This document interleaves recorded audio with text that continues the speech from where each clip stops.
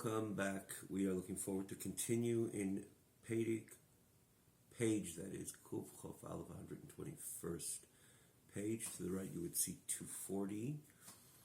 Tesvav, 15th epistle in the segment Igeres HaKodesh, which is the fourth out of five segments in Sefer Tanya Kadisha. The backdrop of Igeres HaKodesh, this segment, which is distinct than the first three, which we merited to conclude as well. We had this presentation in the beginning of Igeres HaKodesh, this very segment, the 10th Igeres, the 10th letter of the 10th epistle. It's worthwhile to go there to see a little bit of this backdrop in order for us to be able to continue and to utilize today's time with today's information. We try to say this usually in brief, but again, a quick point of reference. We took the time then to note this above with a bit of elaboration. So again, beginning of 10. It's all lined up on the original website, wherever you're watching, but the original website would be tanyaonline.com. It's easy to access. The beginning of 10 and all the Igeres, and for that matter, from the very beginning of the Sefer Tanya Kadisha, it's all lined up on the left side of the screen. I say that because many times we cross-references in this very study, this very teaching, this very learning.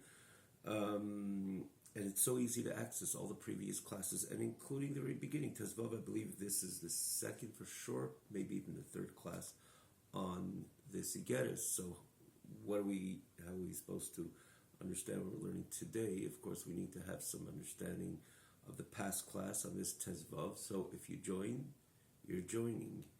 In other words, if you already are continuing with us here, in this case with Tezvav, so you know pretty much where we're holding, the thoughts that we left off. But if not, it's a click away. I think this is the second for sure, maybe even the third. But Lahavin, it's maybe 15, 16 lines basically from the beginning, just about.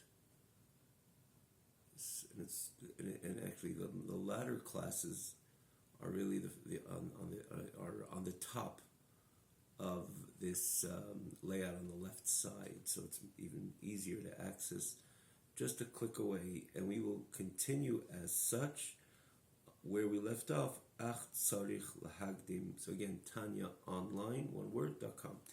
Ach tzarich lahagdim, which is 4 lines from the bottom. 4 lines from the bottom of Kuf Chof Aleph. Baruch atah Adonai Eloheinu melech haolam shakel nidbari.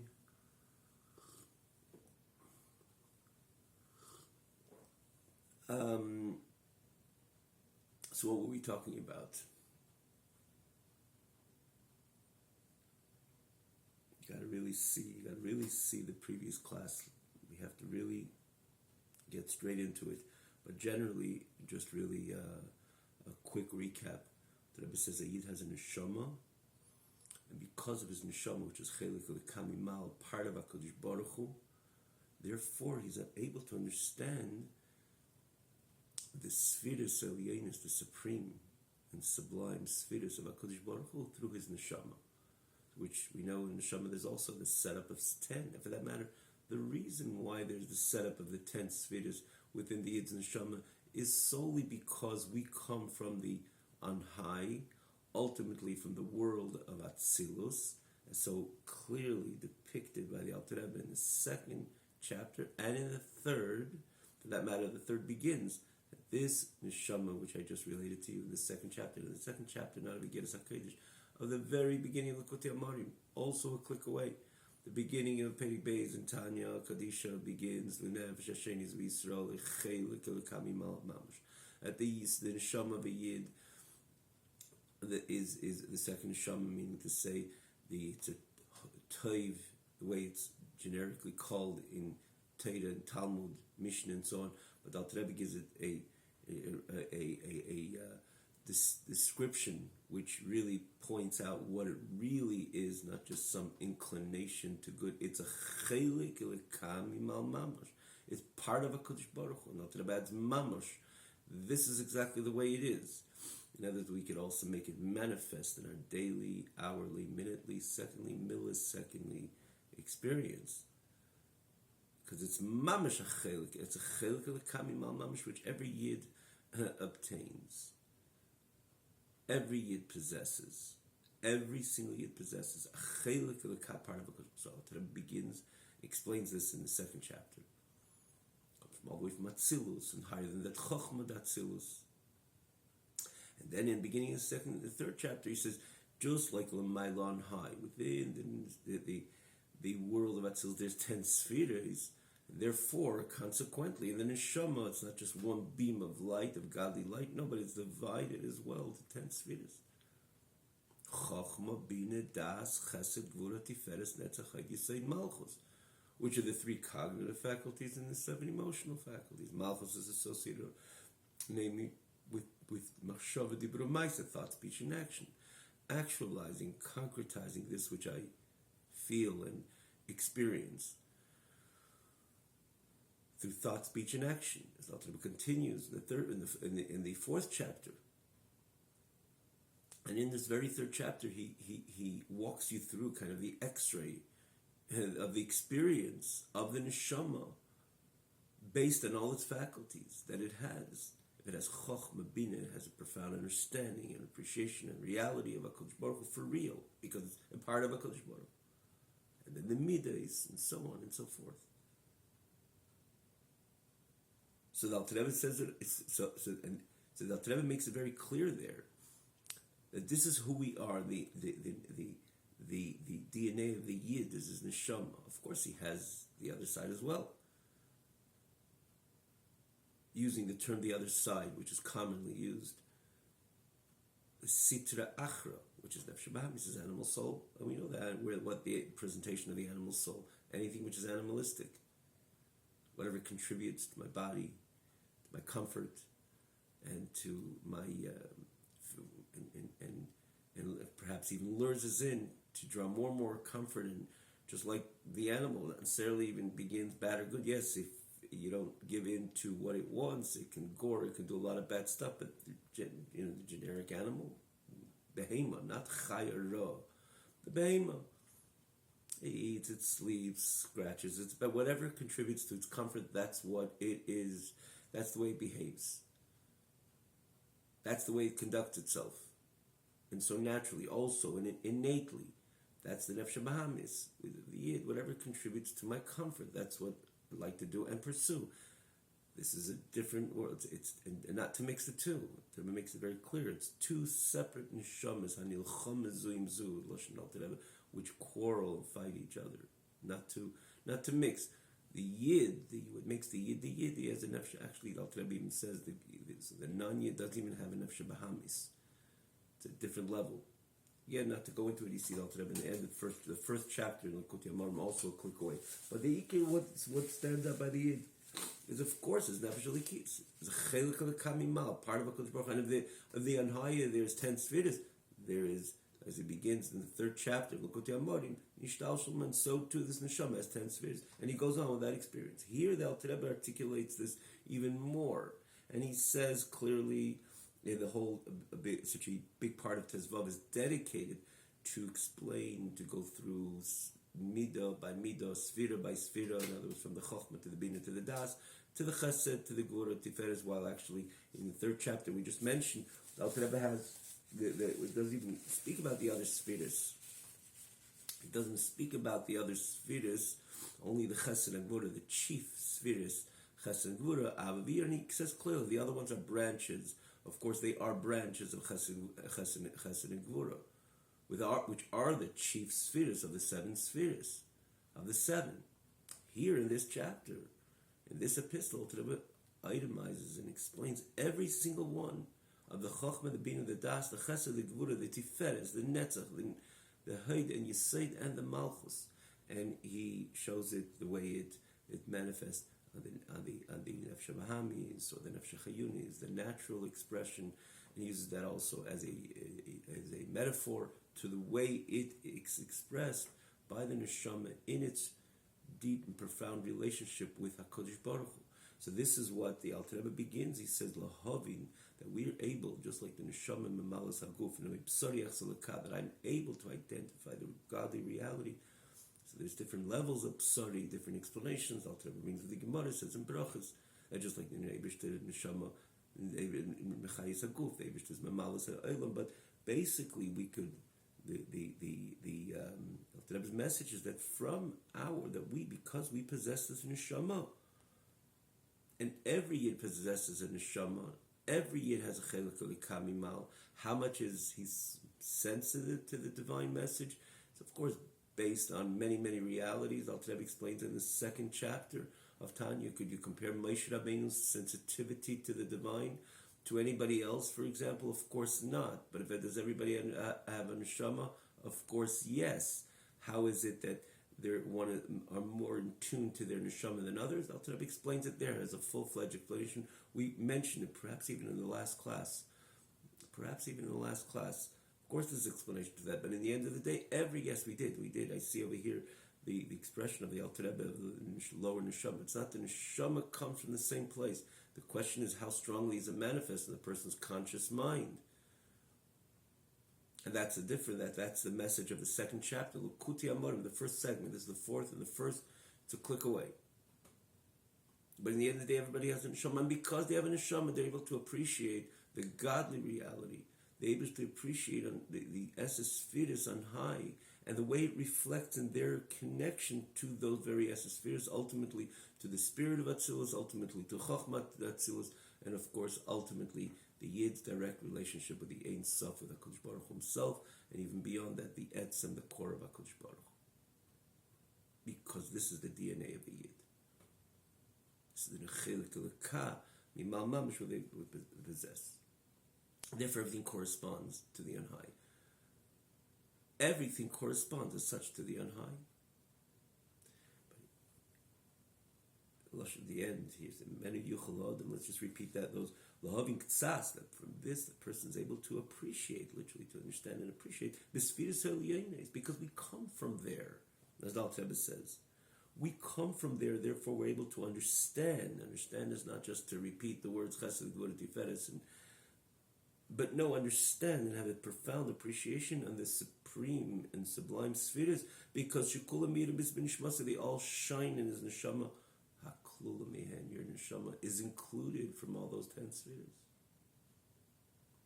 And therefore you can have clarity and comprehensive appreciation, understanding of the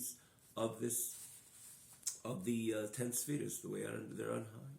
Hashem's 10 spheres, on all levels, and ultimately the level of Atzilus.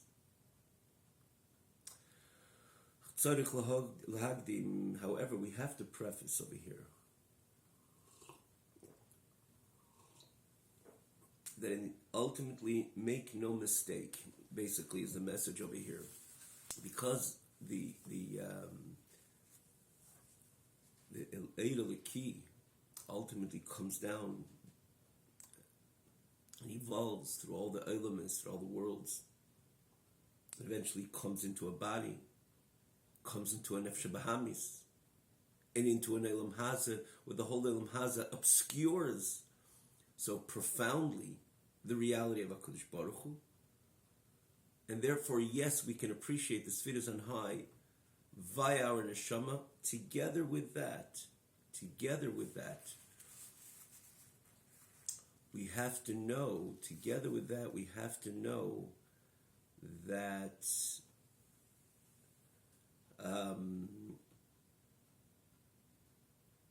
we'll never be able to see it and experience, or because of the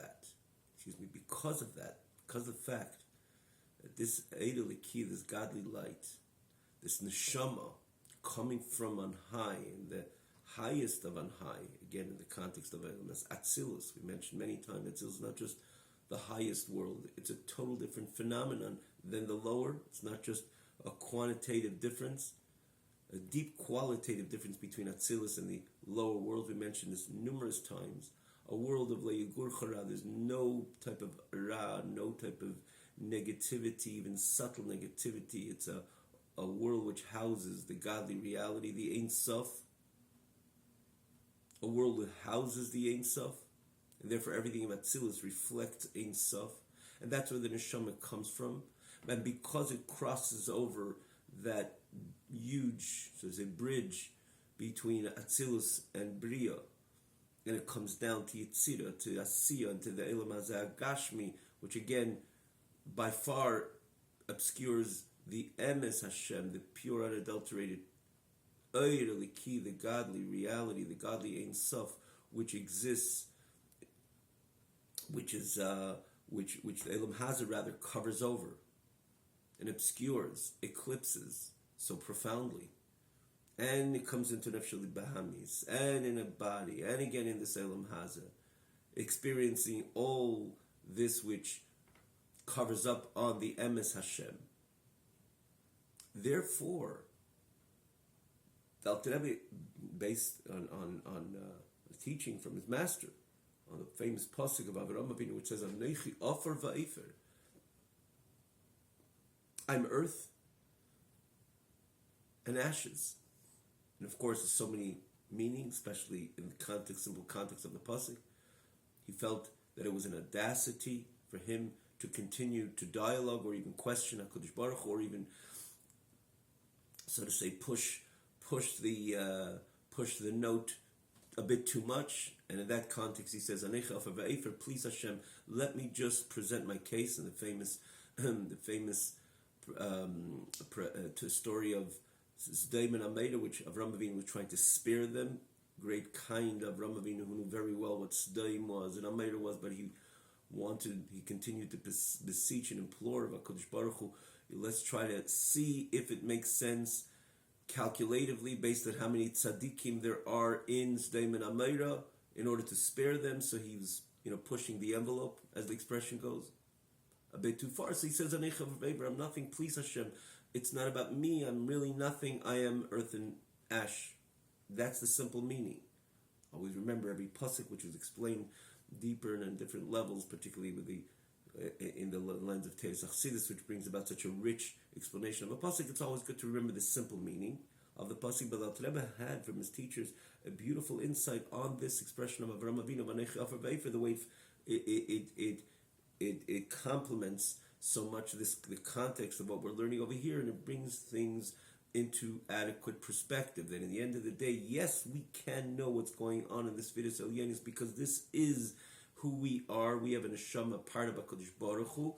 Yet together with that, not to think that we have this, we're able to establish this clarity, the way things are on high. No, that is not the case, because of the manifestation of the evolving of the soul, the way it has to come through from that world of Atzilus, which represents the unadulterated purity of the Ein Sof, and it comes over into Bria, which is a quantum leap step, as we mentioned again, time and again, to that matter. And then Yitzira, Asiya, into a Nefesh Bahamis, invests into the animal soul, into a physical body, which is all about the drive to bodily needs, to bodily desires. It's inclined to bodily lusts and proclivities. And that's where the Nefesh Elikis enters. And in an Elam Hazeh, which this world constantly, as we just mentioned, obscures the reality of Hashem, the Emes Hashem La'elam. So as much as this is who we are, and we're able to appreciate this Vidus Elyonis, which we are able to appreciate it, and comprehensively, this Vidus Elyonis, we have to make sure, we have to just understand that it'll never be in a way that exactly the way it's on high, that's the way I'm able to appreciate it below. That does not exist. And this was part of the message of Avraham Avinu, V'anechi Ofar Va'efer. And Alter Rebbe goes in to explain again this Torah, which he heard from his master, actually, Mimeiri, referring to the Mizrich and Magid, the Magid and Mizrich. And he said this was Avraham proclaiming or exclaiming that in the end of the day, it's never going to be the same because of the investment of the neshama in Nefesh Bahami's body in Elam Hazeh, especially in his different levels of descending, even though by the great tzaddikim, as we mentioned last week, and this is the message of the Perek Beis, they're not impacted so much by the Yerida, this descent from Atzilus and Bria Yitzir, predominantly, Moshe Rabbeinu is an example, Avraham, Mitzav, Yaakov, which Alter Rebbe brings about there in Beis. But nonetheless, it made its way into a body, into Nefesh Bahamis, into an Elam Hazah. Comes Avraham Avinu says, that it's not the same. The comparison between the two are, Avraham Avinu was trying to say that just like you can and never compare, the Rebbe picks up on the ash idea, a beautiful tree, which is comprised with so many different beautiful elements, primarily the branches of fruit, the beautiful branches, leaves, and the whole makeup and image of a tree, and namely the fruit of the tree. And then it's burnt. It burned to ash. You look at the ash, is it a tangible reality? Yes, it is a tangible reality. You could feel it as if the ash is palpable. But could you compare the ash to the beautiful tree, the beautiful tree, the Eitz HaGodil, the way it's in its length and its breadth, it's the Lashon Nechmod Lamara B'Teiv L'Meichel. Just to look at it is so tempting, so intriguing, and it's beautiful fruit. You could say, oh, this is a tangible reality, and the ash is also tangible, and it's the same tree. Where did the ash come from? The ash didn't come from nowhere. The ash is the ash of that tree. It's the same tree, and it's palpable. Again, you can touch it. Is there any comparison to the image of the tree before? No, not at all. Comes Avraham Avinu and says the same.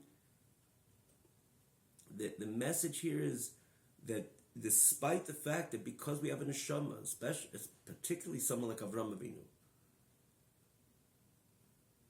was able to appreciate the Anhai and to have this Havana, this clarity and comprehensive clarity in the Sfiras Elyonos, nonetheless, make no mistake that you see it exactly the way it is, to the extent that the difference between the two, the way we can appreciate and truly appreciate it down here, truly have Havana Vasaga. Make no mistake, again, in the other extreme as well. It says clearly, Lahavin, he says Ktsas, but to have an understanding in the Sfiras Elyonos, yes, we can, and we're meant to, and not just to repeat words and decode certain phrases. No, the idea is to have an understanding that my cognitive faculties can appreciate reality of a Lakud, which is the whole idea of Chassidus in general. Chassidus Chabad, the Rebbe Alter Rebbe called it Chassidus Chabad because he shows us as the human being based on the famous Rambam, the Mishnah Torah, towards the very end of Mishnah Torah, the Rambam says clearly that this is what Mashiach is all about, the idea of the human being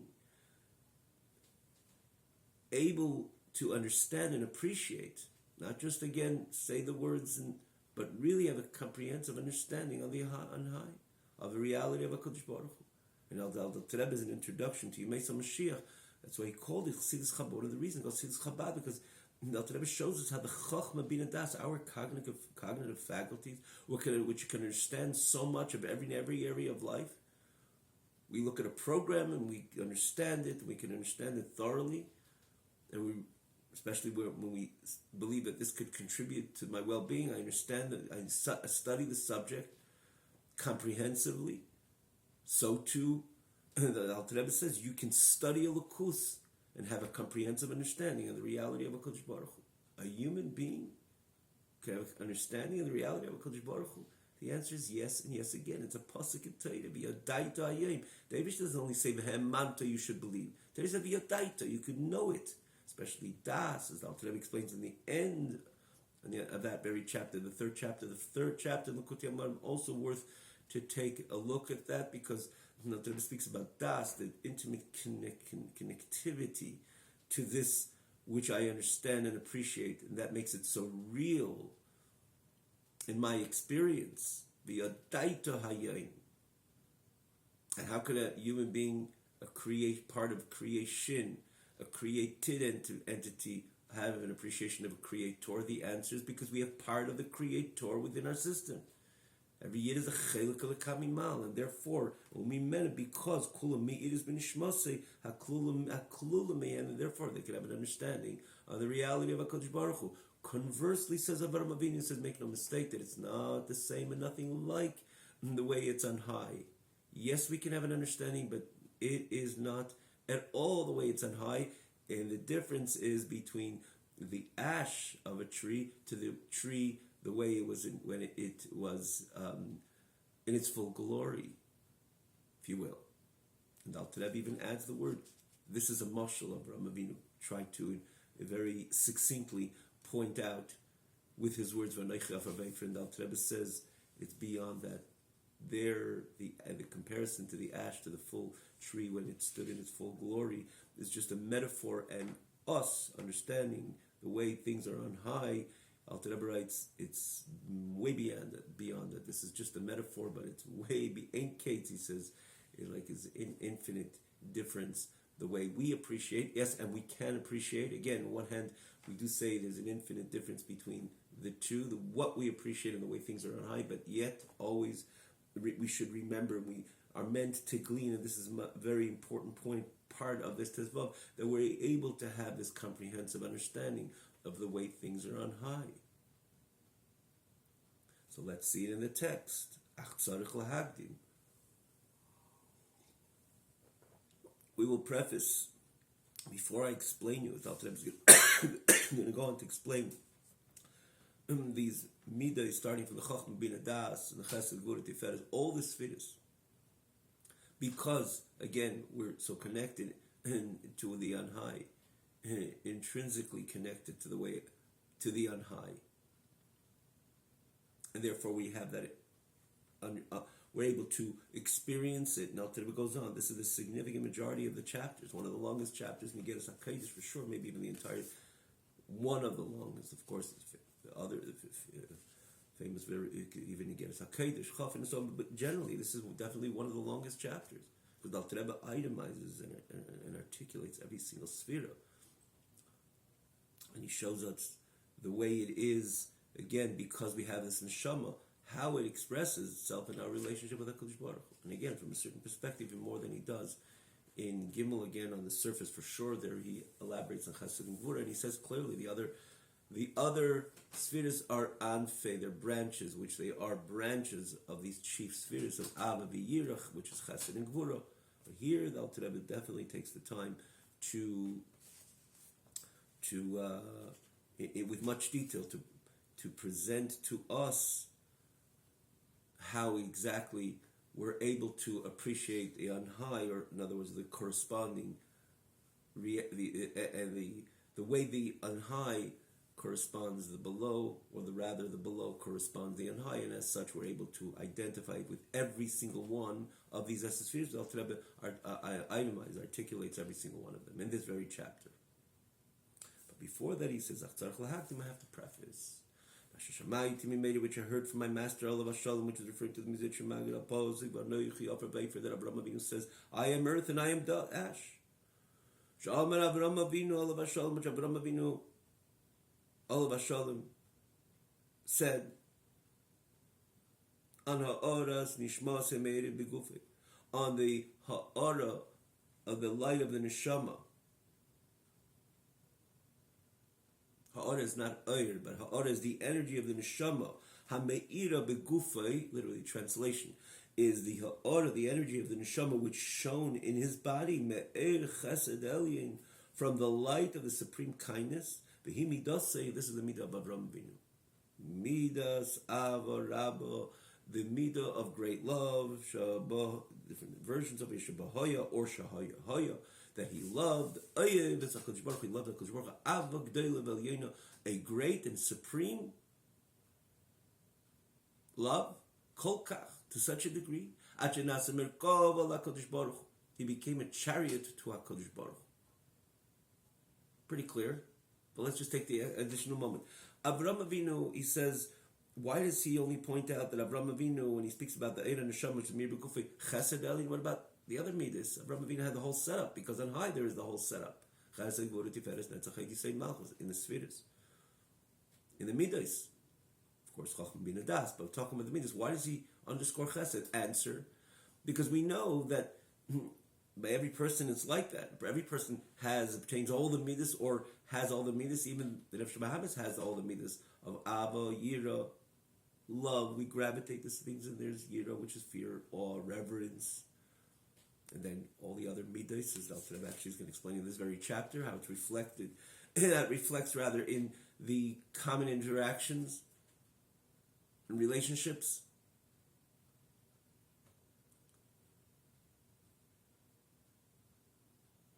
So there's the whole set of spheres. Why is Alter Rebbe point out the chesed over here?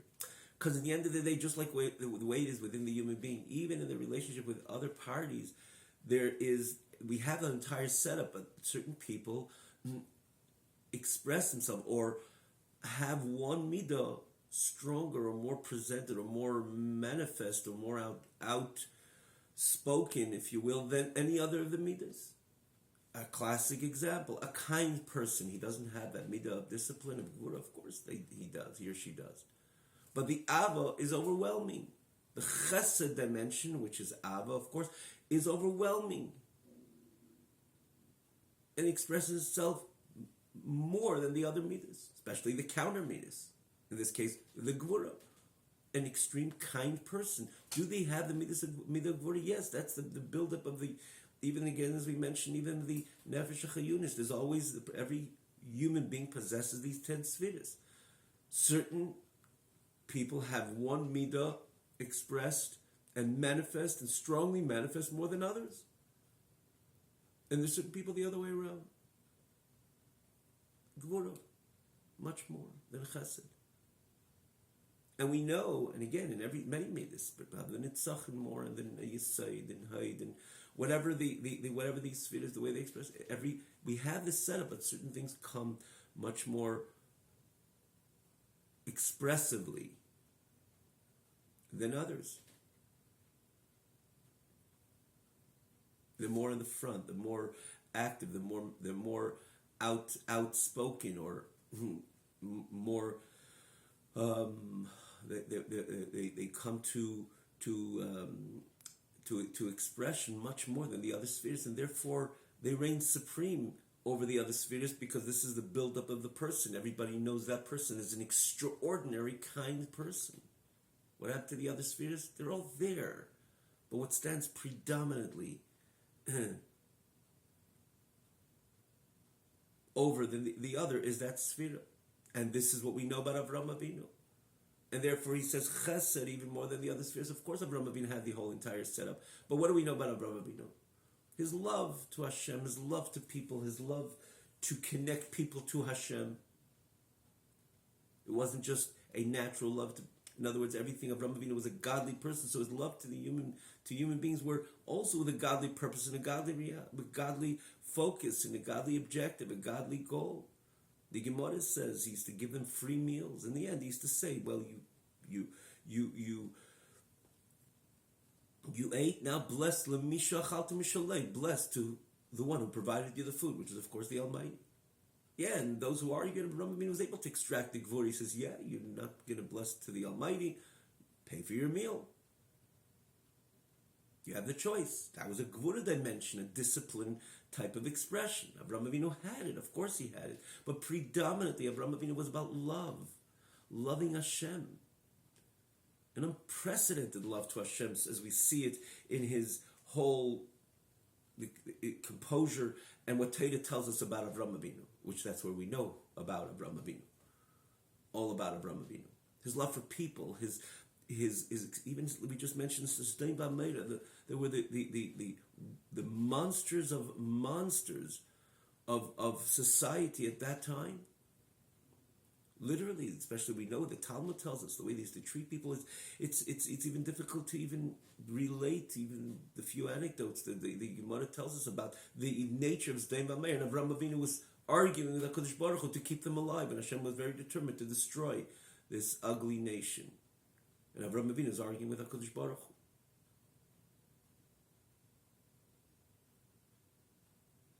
To keep them intact. That's enormous chesed. It's not just serving a meal. That's, I love the other party with it unconditionally, unequivocally. And Avraham Avinu, of course, had the objective, maybe one day they will return to Hashem. Avraham Avinu is still Avraham Avinu. He's not just this kind icon. Okay, let's just express kindness without any purpose. No, Avraham Avinu felt, because he was a godly, he was Hashem's a godly man, a godly human being, and therefore everything with Avraham Avinu was always, of course, with a godly objective and goal. Maybe there's tzaddikim, which is the lashon, the expression of argument you have with HaKadosh Baruch Hu, so to say, maybe they're tzaddikim, they probably influence and change the dynamics of Zdei B'Meir one day. Hashem, of course, saw differently, and there wasn't all these tzaddikim. Avraham Avinu was trying to point out, maybe, just maybe, in the end there wasn't. Wish there was no argument anymore about Avraham Avinu. But what was Avraham Avinu's objective and goal? Maybe there is, and they will be able to influence, maybe they'll make change, or their merit will ultimately maintain them, and eventually things will be good. But Zdei B'Meir? Really?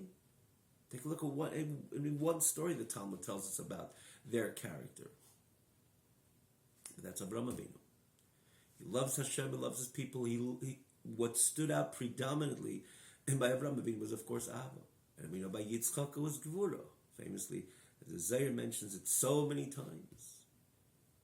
So many times is an understatement. We know Avraham Avinu is Ava, Yitzchak is Gvura, Yaakov is Tiferes, which is Rachmanis, which is the third.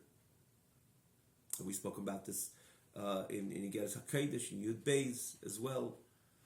Towards the beginning of Yud Beis, it's a click away. This is the 12th Igeres, the 12th epistle in this. Other places, we spoke about this at other places as well. In Kutei Amorim, you have quite a few times. Yaakov Avinu, famous, and chapter 45 in Kutei Amorim, which is also a click away. But here Igeres HaKadosh, the 12th chapter, the Alter Rebbe speaks about the Tiferes, the way it's a combination of Chesed and Gvura. That's the midah of Yaakov Avinu. That's why Yaakov Avinu mitas Shlema. He's called the Bechira Shabbat, the choice of the others, because he was that perfect combination of Ava and Yira, Chesed, and Gvura. But Avraham Avinu was predominantly Chesed. Getting back to Avraham Avinu, which was predominantly Chesed. And therefore here underscores Avraham Avinu's Chesed, which is again a line synonymous with Ava. He loved that because he loved his people. He's 99 years old. He just had a bris and he's running, he's coming to make sure that three strange guests, he didn't know there were angels at the time, Arabim shmishtachvim lafar hagleim, that they bow down to the earth under their feet. I mean, this is the kind of lowest type of, in context of the relationship of a human being with their creator. This is just such a distant, so distant from their creator. Shtachvim lafar hagleim. This is the come and eat, and he runs and makes sure to slaughter 3 calves because she should all have 3 tongues, as the Talmud tells us. Rashi brings it as well. He's 99 years old, just had a bris.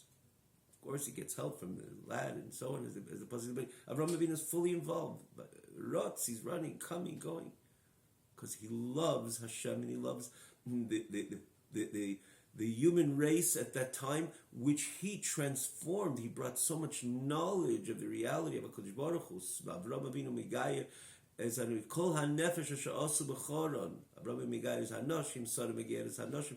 As the pasuk says, they came with Kol HaNefesh Asu B'Choron. Who's this Nefesh Asu B'Choron?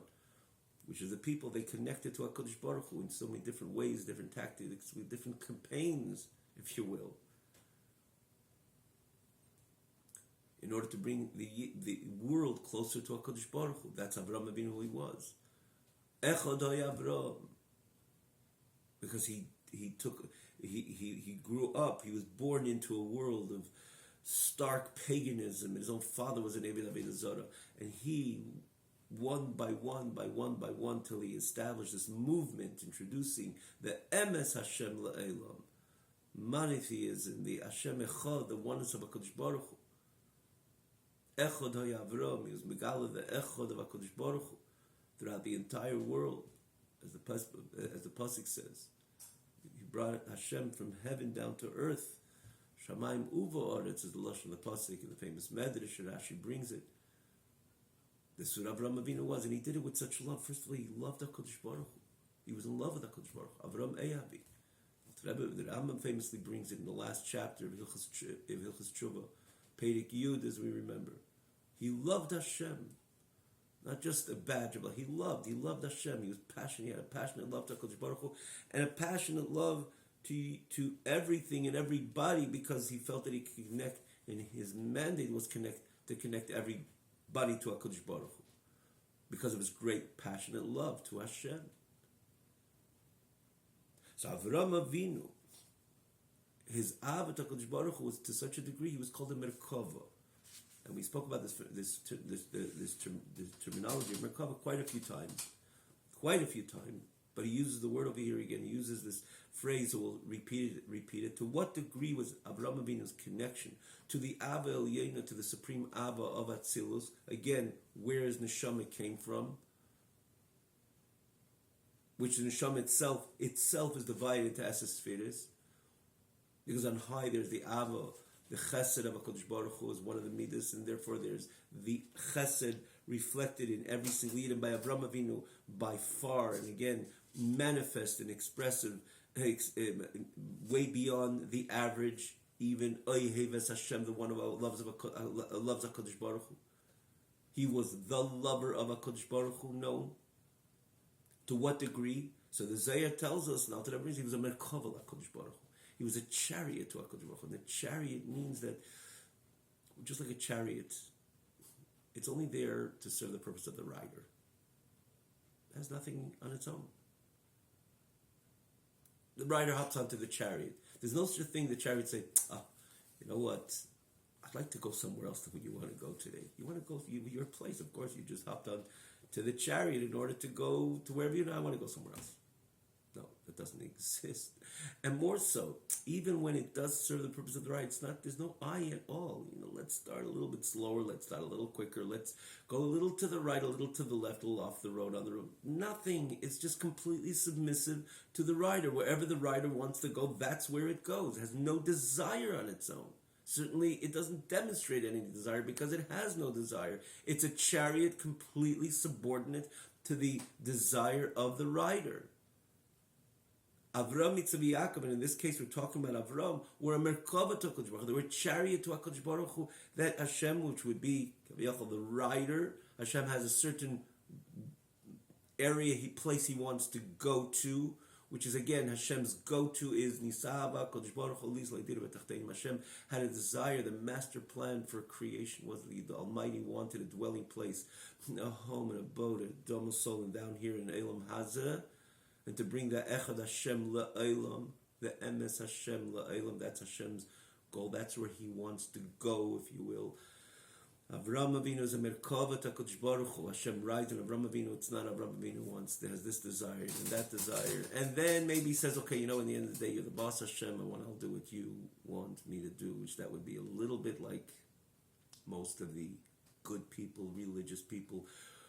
We have our needs, and we say, no, in the end, okay, I will not do that, talk that, think that, look there, because you, Hashem, wants me to do different. Yeah, there is, of course, so many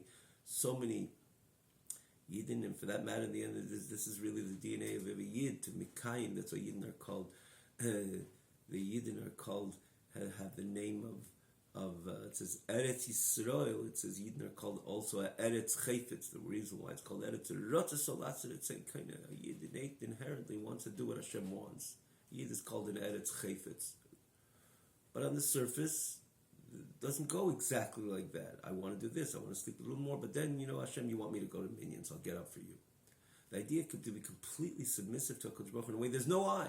Not only I'm going to submit and subdue myself to Hashem's will, there's no I in the onset. It's all about you, Hashem. I'm just a Merkava, I'm just a rider. I'm just a chariot for the rider, which is Hashem. By most of us, it doesn't exist. To be honest. Even the good Yidden would go through the checklist. There's always I, and I submit myself. To have that complete selflessness, to the extent there is no I and there's no I want, there's no I'm interested in, it's just about HaKadosh Baruch Hu, that is unique. That's the life of the tzaddik, basically. Predominantly Avraham, Yitzchak, Yaakov, which were called a Merkava to HaKadosh Baruch Hu. So Avraham Avinu, which expressed himself in more than even any other midah, the Chesed, which is the Ava, the love of HaKadosh Baruch Hu, he became a Merkava, he became a chariot to the Ava of Elam Atzilus. I would say even more so. The famous Sefer HaBoyer, which was brought many times in Chassidus, that Amra Midas HaChesed L'fnei HaKadosh Baruch Hu, Amra Midas HaChesed of Atzilus says to HaKadosh Baruch Hu, from the day Avraham Avinu was created, he came about, I lost my job, I have nothing to do. Because Avraham Avinu was representing in a full-fledged representation the Ava, the Chesed of Atzilus. And Avraham Avinu and Chesed of Atzilus is complaining to HaKadosh Baruch Hu. that he took over, which is synonymous with the idea. He becomes the Merkavat HaKadosh Baruch Hu. Hashem's message becomes is actualized, is realized through Avraham Avinu. He loves Hashem. He brings people closer to Hashem, and he goes for it without any limitation. This is what Avraham Avinu is. He represents the midah of Ava, the midah of Chesed on high. And just like on high, it's Blikvul, it's infinite. Avraham Avinu's Ava was a Blikvul Ava, an infinite expression of love, or love of infinite proportions. Perhaps that's a contradiction in term infinite proportion, but in context, infinite proportions to HaKadosh Baruch Hu, and to bring the world close to HaKadosh Baruch Hu, because he loves HaKadosh Baruch Hu so much. So Omer Midas HaChesed, again, the expression Sefer HaBoyer, that it says David Avraham Avinu is around. I have nothing to do. Nonetheless, Avraham Avinu says that it's all Afer, ash, in comparison to the full tree, the way it stands in its full image, its full glory. This is the message of Avraham Avinu. Together with the fact that Avraham Avinu is Merkav HaKadosh Baruch Hu, I would say that the kindness and the love on high, in the supreme Svidus of HaKadosh Baruch Hu, main the Sug, Mehus, Midas Ava, Rabba Shalom, Avraham Avinu, Olav Shalom. That it's similar to the character of this great love of Avraham Avinu, Olav Shalom. And perhaps the old difference is a quantitative difference. But it's so much greater, infinitely greater. Which means no comparison and no even in relation in the context of its deep quality of godly energy, which is the midah of Ava being the sphere of HaKadosh Baruch Hu. Is known with the supreme midah she'elam ketzer v'tachas. There isn't. They have no end. They're infinite mitzad atzman. Why? Because again, as we mentioned so many times, Atzilus is a world which houses the Ein Sof, and you have midah of Ava, of Atzilus, midah chesed of Atzilus. Of course, it carries the Ein Sof energy. And so Baruch Hu made a muvish b'hem, because the infinite light here, it's not just saying Hashem, the infinite light of HaKadosh Baruch Hu, blessed be He, shines and invested in them b'seicha mamish, in every one of the spheres. The famous expression, Hashem and His spheres are one. The infinite light of HaKadosh Baruch Hu and the spheres of Atzilus. Again, it's unique, an expression uniquely expressed in regards to Atzilus, not to Bria. It says clearly in Bria Lavi v'chad Lavi v'gameichad. Very holy world. Remember, we said even Bria. This is the Gan Eden Ha'elyon. Yitzir Gan Eden Atachtin. Of course, it's a very high, lofty, godly world, but you can't compare it to Atzilus. A different idea. The Ein Sof is one with Atzilus, and therefore Hashem and His Kelim are one, and therefore if Hashem is infinite, the Chesed of Atzilus is infinite. Versus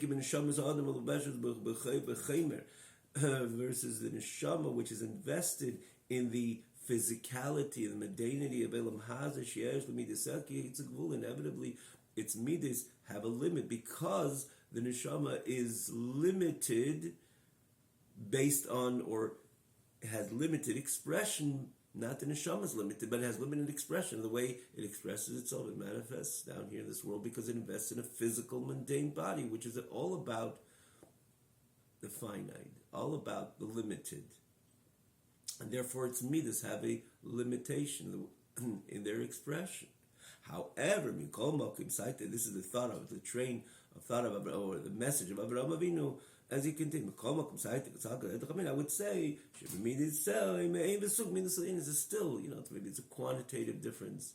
This is quantitatively, Lakus can't say really quantitatively, because quantity and Ein Sof don't go together. But the idea that this is the Ein Sof of HaKadosh Baruch Hu expressing itself through the midas, which makes every midah or unites, it becomes one with the midah, and therefore every midah has this Ein Sof component to it.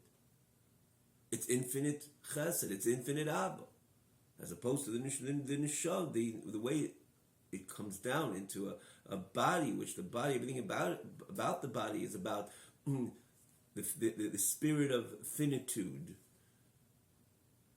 finite, limited, and so on, we need not to explain, especially in Elam Haza and so on.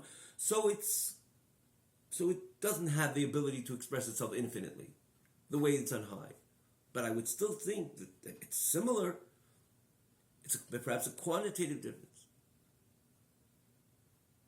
Maybe even a qualitative difference, but nonetheless, in the end of the day, because it comes from the on high, salka daita chamina, I would say that midei seho and the midas of the yid, in this case, talking about Avraham Avinu, hein ke'ein v'zug midas hayenis, it's similar to the supreme midas. There is a similarity. Isn't the reason why we're able to have this Ahavas Hashem because we come from on high, from the sphere of Chesed, the neshama which had comprised from all the spheres, one of them being Chesed.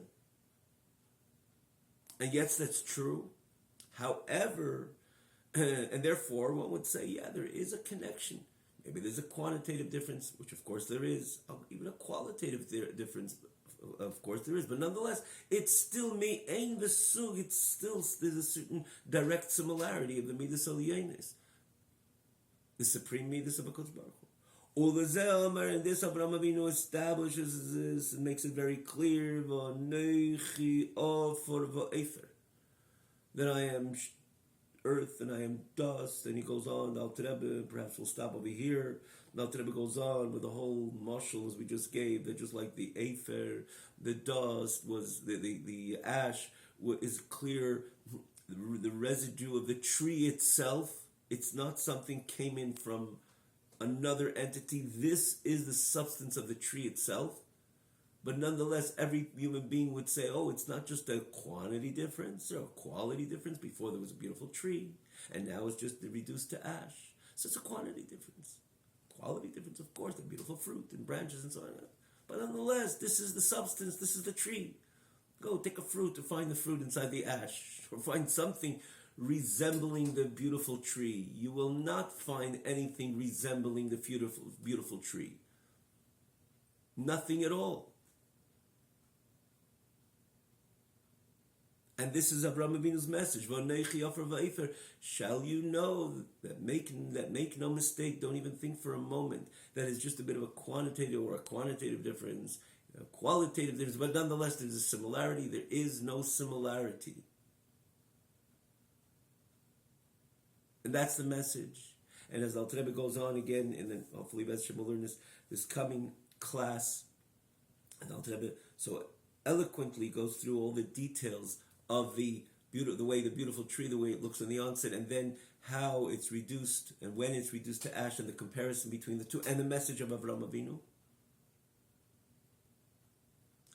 So that's the case, of course. One would ask, so what can we know on high if there's such a vast difference, and how much it's so not compared to the way it's on high, based on this, so to say, telling message of Avraham Avinu, so explicit, unequivocal words of Avraham Avinu. Make no mistake, on offer of Efer, the differences between like the Efer and the beautiful tree. So what are we connecting with? And the answer is, as Al Rebbe goes on over here towards the end of this part, and then starts explaining us, in the end of the day, is there a connection? Is this ash coming from the tree? Or it came in from elsewhere? No, it's the residue of the tree. It's the substance in the end of the day of the tree itself. So there's somewhere, somehow, a similarity, and therefore, the Alter Rebbe tells us, yes, we have the opportunity and ability to understand and comprehensively the Anhai, because the neshama, our neshama is a chelik l'kami mal mamash, it's part of the Anhai. And as much as in the end of the day it's similar to the Offer and Efer and the tree in this case, in the example, this metaphor. And the Alter Rebbe says way, way more than that. He goes on, it's just a metaphor. Avraham Avinu was trying to say it in very stark, extreme words, but it's beyond that. Together with that, because in the end of the day, it comes from there, so we can have a clear appreciation on the reality of on the on high, the Esesphiras, the way on high. Identify them, and eventually express them in our relationship with the Anhai, with HaKadosh Baruch Hu. As Dr. Rebbe is going to go on to explain in the continuation of Perek Tezvav. So he comes to the end. Again, the whole last part of this Tezvav is how, again, goes through every single sphera in our relationship with HaKadosh Baruch Hu. It becomes real, meaning to say, it's not just words over here, okay, there's a disconnect based on the offer. No, because in the end of the day, we do come from HaKadosh Baruch Hu. So we can have a clear understanding in every single sphere of the way it's on high, and eventually identify with it and express it in our relationship with HaKadosh Baruch Hu. And it's real and experiential.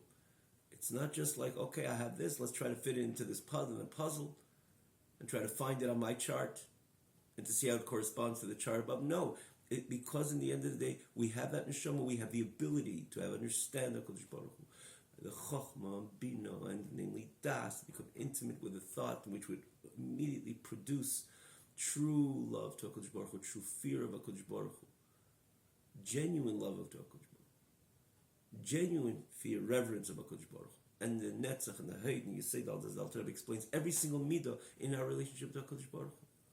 And of course, Malchus, appreciating Hashem as a king, our submission to Hashem, the way it comes into Malchus Peleg, it says in Pasuk Aliyah, Machshava Dibra, thought, speech and action.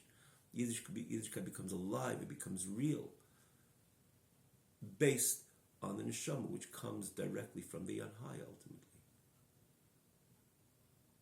Have a wonderful night.